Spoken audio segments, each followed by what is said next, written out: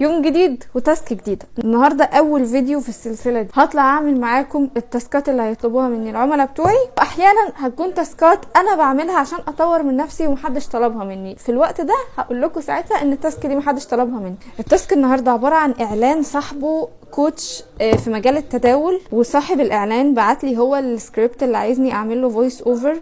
هو قال لي اعمل له الفويس والمونتاج، وهو بعت لي السكريبت جاهز. فانا دلوقتي هنقل السكريبت من الشات عشان اقسمه في الورق، اعرف امتى هسكت وامتى هكمل وامتى هغير نبرتي. فعايزه الاول اعمل سكريبت للفويس نفسه. يلا انا دلوقتي قسمت الاعلان، ودلوقتي حالا هعمل الفويس.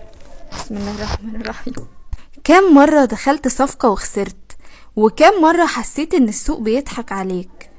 المشكله مش في السوق، المشكله انك داخل من غير خطه.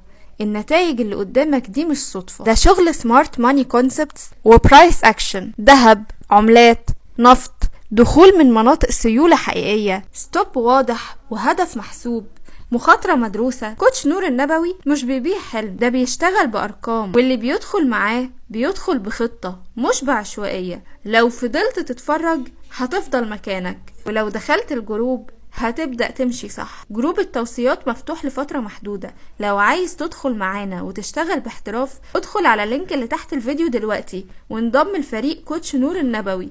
السوق دايما بيدي فرص. السؤال، انت مع مين؟